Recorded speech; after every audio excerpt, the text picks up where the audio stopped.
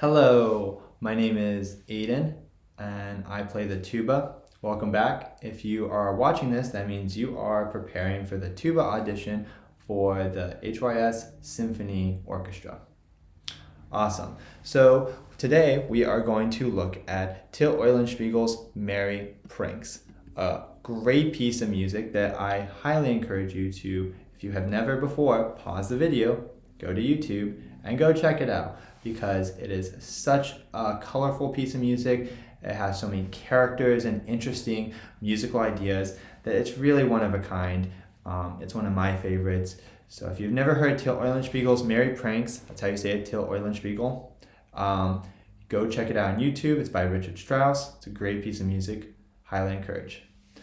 All right, so Till Eulenspiegel's Merry Pranks offers us some interesting musical challenges as tuba players. Well, right from the get-go, we can see that we have a lot of notes to look at that are not necessarily scalier. What do I mean by that? That means they're not yet necessarily like C major or G major. They are moving all over the place, what feels like arbitrarily. So what we're going to do is we're going to debunk that real quick. So starting, you can look with me, the third line of music, there's two notes before that, two pickup eighth notes before that. Starting on the third line, though, we have C sharp, D, D sharp. Let's ignore that G for a second. Then we have E, F, F sharp.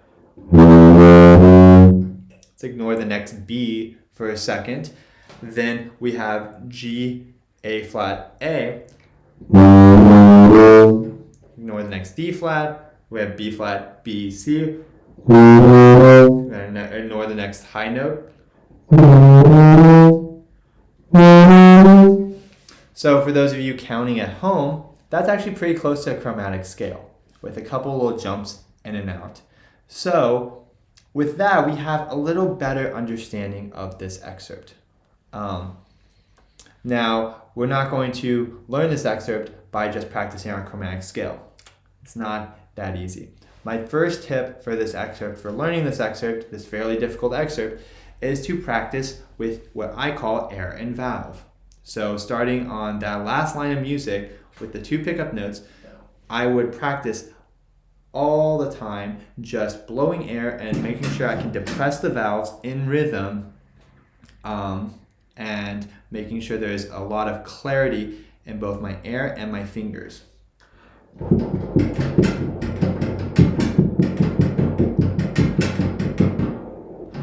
And for this, you really want to make sure your valves are oiled, but you really want to go for it. Do not half measure your valves. Make sure you're really pressing them down. I'll do it one more time.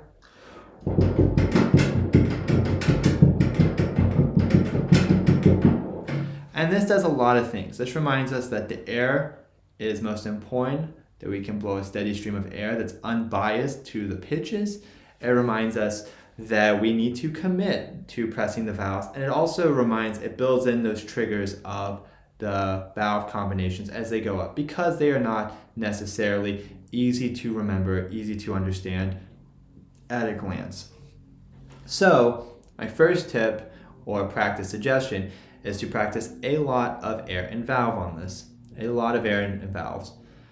My second suggestion, kind of similar to the Verdi we just talked about, my second suggestion is to not play this too loud. I'm sorry, I know you guys all want to play loud. I like to play loud too. I do not recommend playing loud for this. You're going to run out of breath, you're going to sound very clumsy, and frankly, you're going to sound out of control. No one wants to hear an out of control tuba player. There are so many tuba players that play out of control. You can be better than that. So for this scale up, the one we're talking about on the third line of the excerpt, I highly encourage you to really play more of maybe a mezzo forte. Maybe. It'll help with your tone quality and it'll give you more air towards the end to really show musical change in that crescendo. So my second tip is to really back down the dynamic. And also, I'm just going to say, for whoever is in the symphony, I highly encourage that in the symphony too. This is a very ruckus excerpt. This is a very ruckus part of the music. There's a lot of people doing a lot of stuff here, and if you're the person who is just blowing their brains out, the tuba, you're not going to impress anyone. I'm sorry. My third advice for this piece is to count. Oh my gosh. So this piece is somewhat tricky in a way that's very hidden. Especially that long high note, that A that's sustained, that's high. There are a lot of professional tuba players do not count through that measure. They do not count in their head because we're just not good at people counting in our head. We're just not great at it. It's a human thing. I'm sorry. So you have to fight that. You have to make sure that you are going to be the person, the girl or guy, who is going to count that high note in their head, come off of it on time. This is crucial because there is music going on while you're holding that high A. And if you do not count during that, then you're showing a lack of awareness, a lack of respect for the other people that could be playing at that time. That also kind of goes for the rests, the silence in between the notes. So third advice, make sure you count, especially on the long A. So just to go over that again, my first advice, make sure you do a lot of air and valves slowly, at a comfortable volume that feels controlled until it feels very built in your muscles. My second advice, do not play this one too loud. And that's even kind of true for the ensemble. Control it, pace yourselves. And my third advice is to make sure you count. Now, I'm going to give a little bit of bonus advice before I play the excerpt. A common suggestion or way of thinking might tell you to drop out a note before that high A to make sure that you have enough breath to hold it over. That's up to you.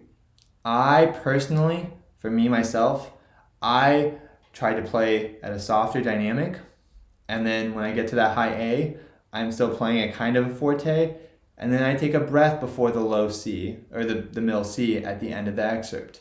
So I can kind of get away with it with that, but I'm also a somewhat tall individual. I have a decent lung capacity. You may not. So if you are planning to take a note out, then you should practice it with taking that note out.